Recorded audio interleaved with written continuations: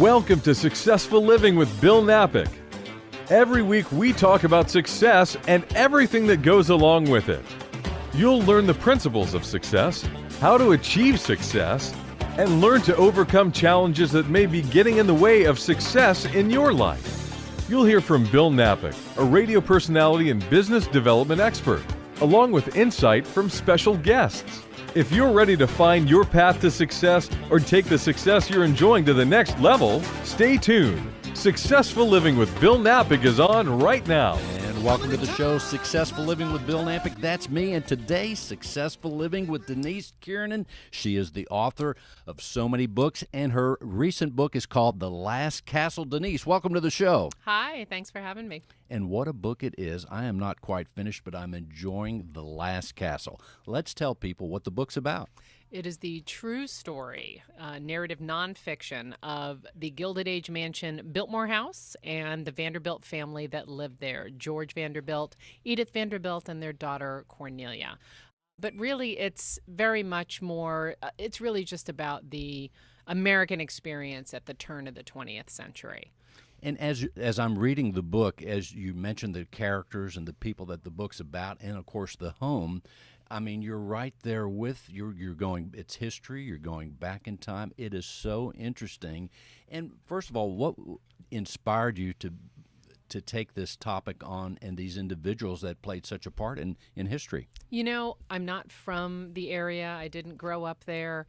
The first time I saw Biltmore House, which is outside of Asheville, North Carolina, I was about 14 or 15 years old and went with my family. My father's military, we were stationed in the South, and we drove there on a weekend to go see it.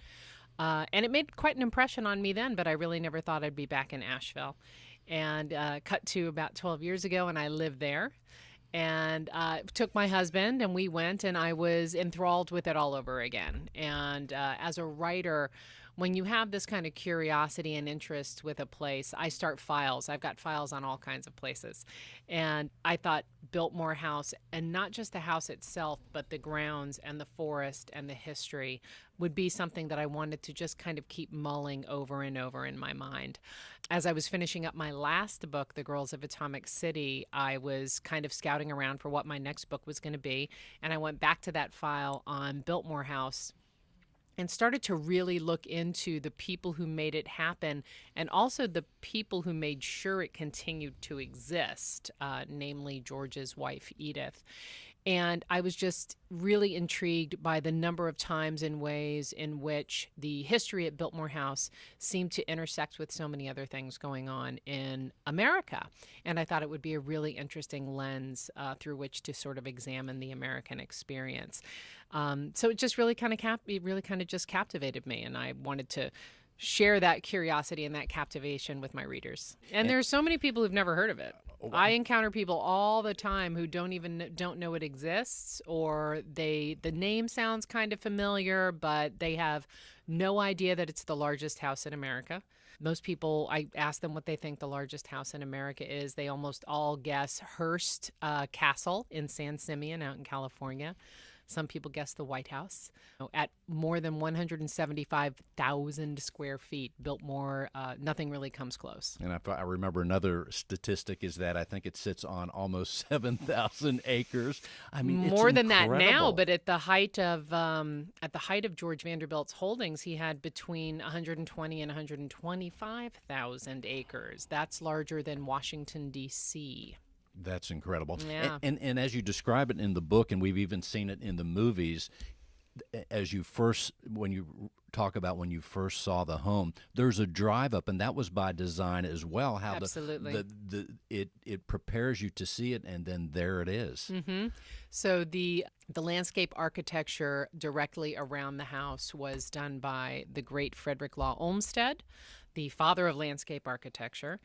And he was very, very concerned about what they refer to as the approach road, that road that you drive on from the front gatehouse of the estate until you get to the actual house itself. And it winds and it curves, and you feel kind of encompassed by the trees. And then all of a sudden you round this final bend, and the landscape just opens up, and there the house is, right in front of you with the mountains behind it. and it really does kind of take your breath away. But it really was genius to think about how Frederick Law Olmsted just shaped and crafted that road to really enhance the visitor's experience. Very interesting. And as of this moment, how many times have you visited and been to the home? Oh my God! Oh, I have Could no. you- I it's have countless. no idea. Countless times. Countless times. I like going there just to walk through the gardens. I was just there a few weeks ago to look at the azaleas in bloom. I like to ride my bike on the paths by the river. It's lovely to go there and just be. I mean, the house itself is spectacular and amazing, but the grounds are something else. They really are. And we're talking with Denise Kiernan. She is the author of The Last Castle, about the George Vanderbilt and about the Biltmore Estate in Asheville, North Carolina. Give us another idea as far as research, Denise. I mean, the history, as I'm reading the book, the history of the people and of the building process of the home, their various conditions, their mindset. I mean, you really get to know the characters. How long did it take you to research this book? So, as I said, I start making files for books that I think might end up being an actual book project. Some of them do, some of them don't. I usually start off reading a lot of books, and then eventually, if I think I'm going to sort of take the plunge and pursue something, I start digging further into archival matter. So, for example, and years go into it. I mean, the first time I thought about doing this as a book was probably 12 years ago, but I haven't been working on it for 12 years. I was working on other books, but I started in earnest on this project back in 2013. It's wonderful to read people's letters. I love going back and looking at old letters and diaries and dinner books and guest books and all that sort of and photos. It's a thrill. I could research constantly. I really enjoy it. The New York Public Library Manuscript and Archives Division had some wonderful collections for me of two of George's best friends and their family members. And so you get to really see all of these incredible personal thoughts and feelings at different stages in people's lives. Edith Vanderbilt's sister Natalie married John Brown in Providence, Rhode Island. So the Brown University Hay Archives has a tremendous collection of Natalie's family's papers, which included a lot of information from Edith's childhood, personal recollections from her and her sisters, and just sort of reading what somebody wrote so long ago about what it was like to grow up at the turn of the century it's pretty amazing. And that's the other part of it. Other than the characters, the people, and the home itself, there's so many things that provoke thought when we think about that time in the United States, what was going on. And I don't forget what the year was, but there was no income tax, so so he was able to stretch his dollars a bit too. So that never hurts as well. And he was the grandson of Cornelius, a.k.a. the Commodore Vanderbilt, who was the founder of the Vanderbilt family fortune. And George's father was got the bulk of the Commodore's inheritance after he passed away. So George was sitting pretty and didn't really have to work for a living, but he was just in love with architecture and art and fell in love with that part of the country. And certainly he loved books as well. Yes. I'm sure he would love the book that you've written. And the library is one of the highlights of the home, as I hear. I've not seen the home, but I did live in Providence, by the way, for a year and a half and got to see all the homes in Newport. That was fascinating. Yes. But he loved books. That was one of his loves. He did. And by the way, we are here today at the Blue Willow Bookshop right in Houston, Texas, a wonderful place. The books are all around us, and we're talking to Denise Kiernan, the author of The Last Castle. And tell us a little bit more about Edith, because for a while it seemed like, as you described George, he was not looking to get married necessarily at a certain part of his life, but then Edith appears. Well, he was many people thought he would remain a bachelor. And when he was around, he's in his mid-30s, Edith's in her mid-20s, and he was getting ready to take a trip to the Far East with a dear friend, William B. Osgood Field. And Field had known the Vanderbilts and knew the family, and George's sisters knew that this young woman, Edith Stuyvesant Dresser, was going to be on the ship as well. And so they put a little bug in Field's ear and said, why don't you see if you can get those two together and see if they hit it off. So on this transatlantic crossing, Field does his best to try and get Edith and George in the same place and see if they get along, which they did. But it was interesting to sort of just look at that whole society at that time during the Gilded Age, and what a kind of almost suffocating sort of society it was in many ways. We talk about the 1% today. They used to talk about the 400 back then. It was called the 400. Yeah, the number of people who could supposedly fit in Carolyn Astor's ballroom, and so if you made the ballroom cut, you were the creme de la creme of society. These people were sort of stalked in a way that sort of like TMZ would today, except they're doing it via the gossip pages in the newspapers. And as a writer, when you're seeking to sort of build out a particular world that you're describing in a book, newspapers and magazines, in addition to diaries and letters and those other kinds of things that you research, newspapers and magazines really do take on a very, very important role, because it allows you to sort of see what people were shopping for, what they deemed important enough for the front page of the newspaper, what people were paying for groceries, crime, all that sort of stuff. And the gossip pages were just full of, who was wearing what to the opera and who was seen with whom coming out of, such and such restaurant, people's travels, people's summer plans. Their every move really was clocked. It was quite fascinating. As for Edith Stuyvesant dresser, Stuyvesant is very important. She was a direct descendant of Peter Stuyvesant, who was the last Dutch governor of New York. So she was about as old New York as you could get.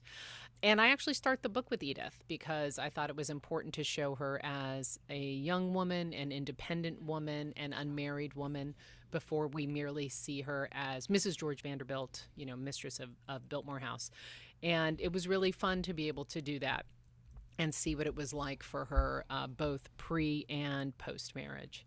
And as you were describing when they met on the boat, what did I read correctly that they were planning to be on the Titanic but changed their plans? They were booking passage.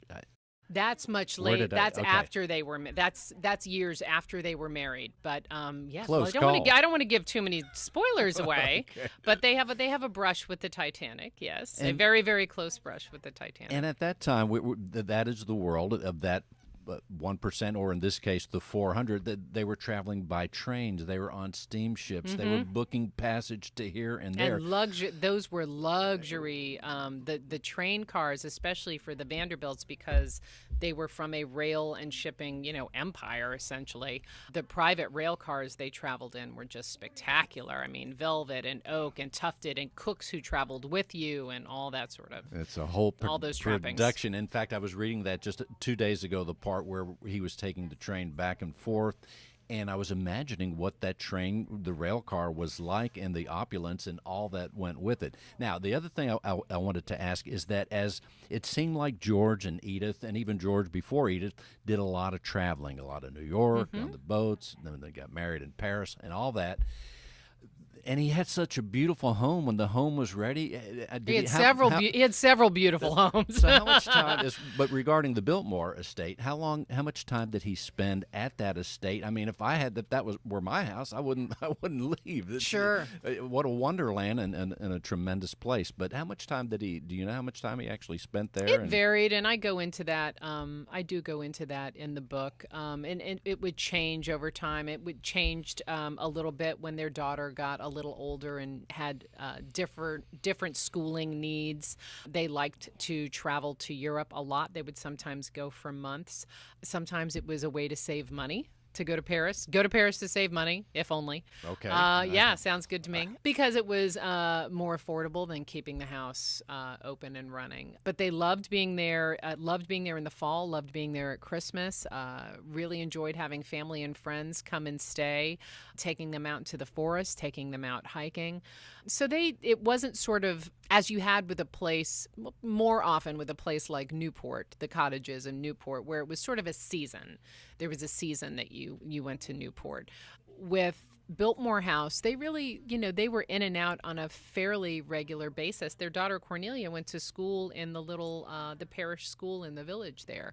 So they were, in a sense, they weren't permanent fixtures, but they were more permanent fixtures than, say, folks who merely summered in Newport, for example.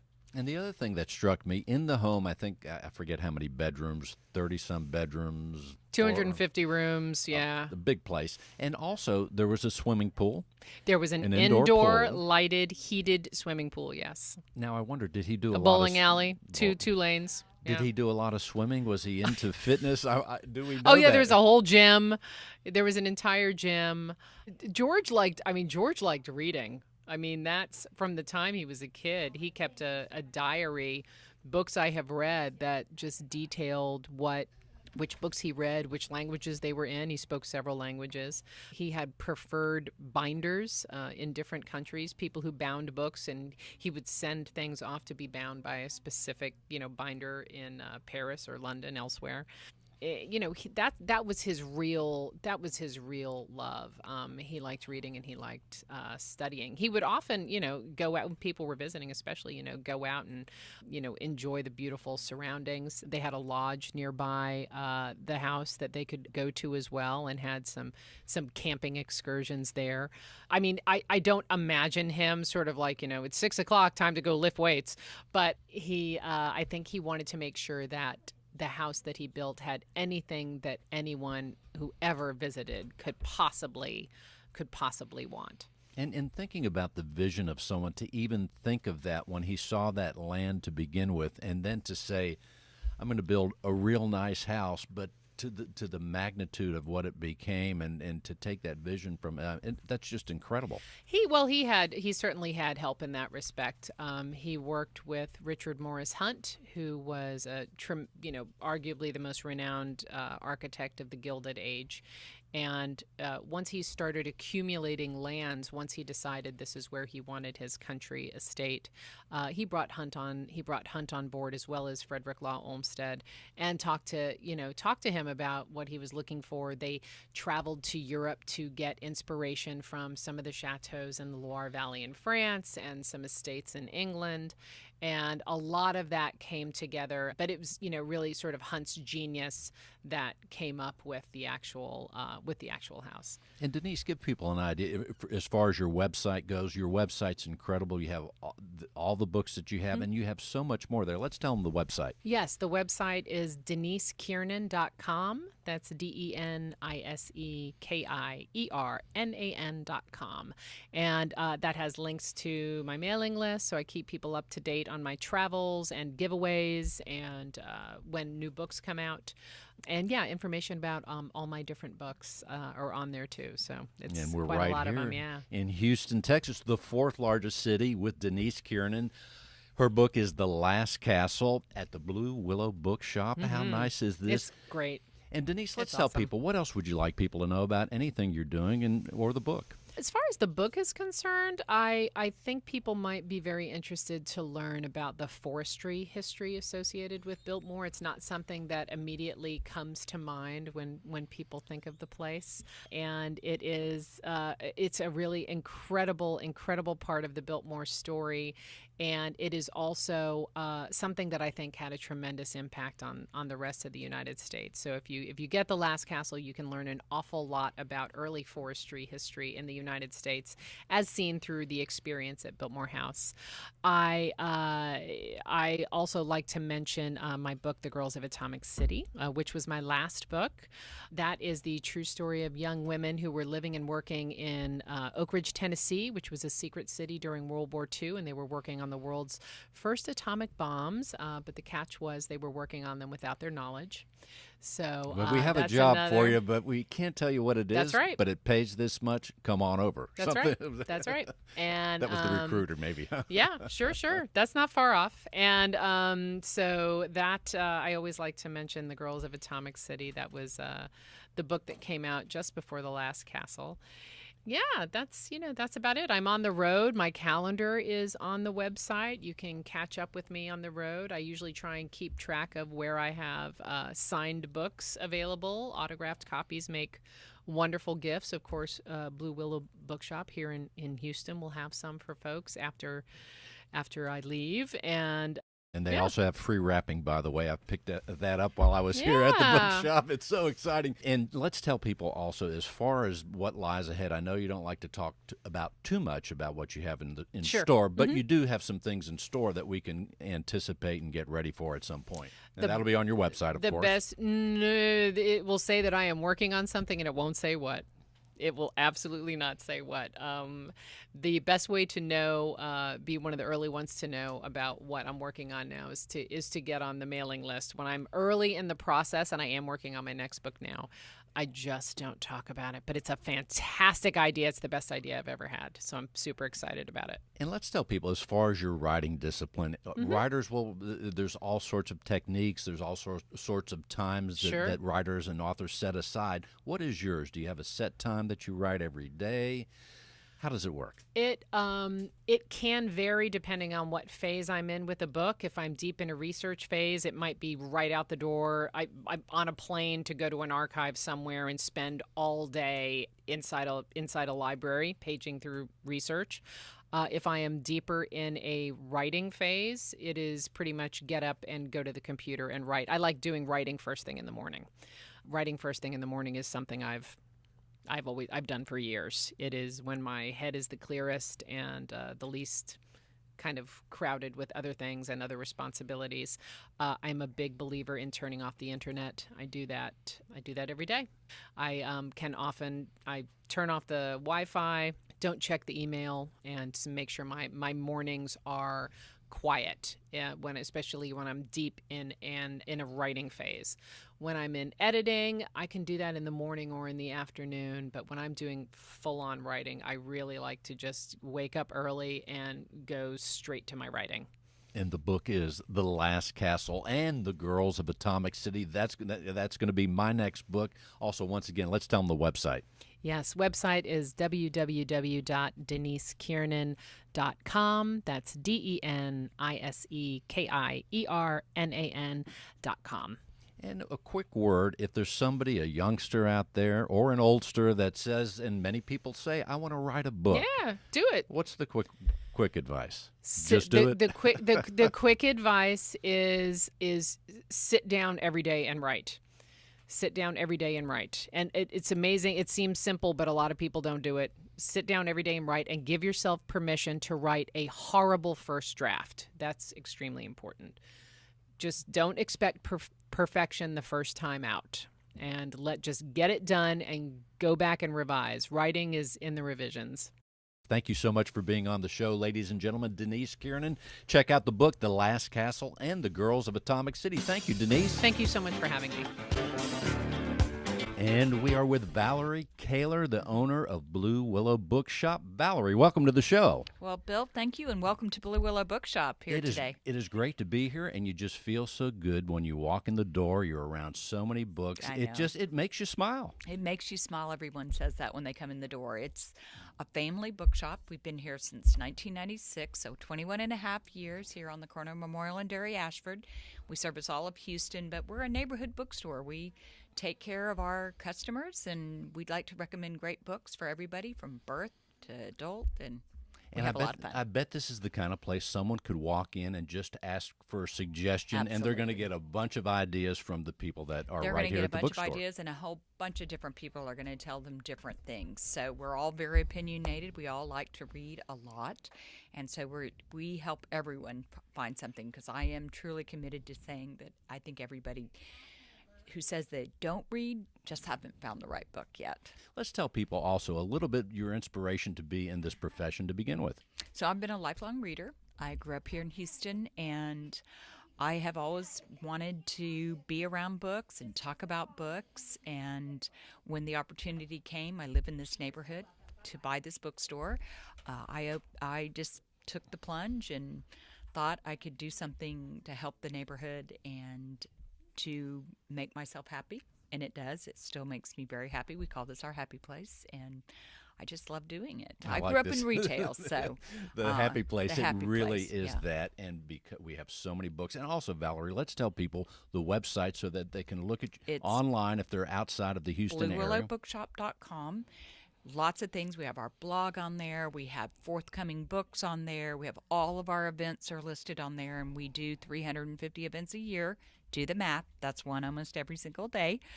That's sometimes an author event, sometimes an authorless event. We do story time weekly. We have 3 book clubs here at the bookstore.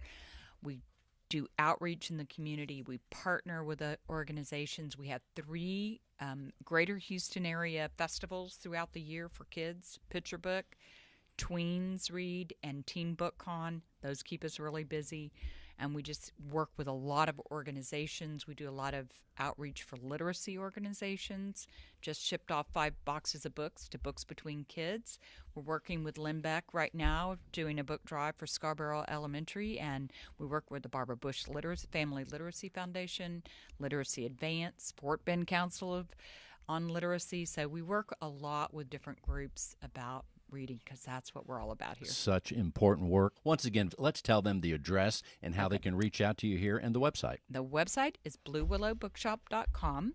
Our address is 14532 Memorial Drive. We're on the northeast corner of Memorial Drive in the HEB Shopping Center. Jerry Ashford is our cross street. We're halfway between Beltway 8, Highway 6, in the Energy Corridor. We'd love to have anybody and everybody come visit us. Ladies and gentlemen, Valerie Kaler with Blue Willow Bookshop. Thank you, Valerie, for being on the show. Thanks, Bill. All right.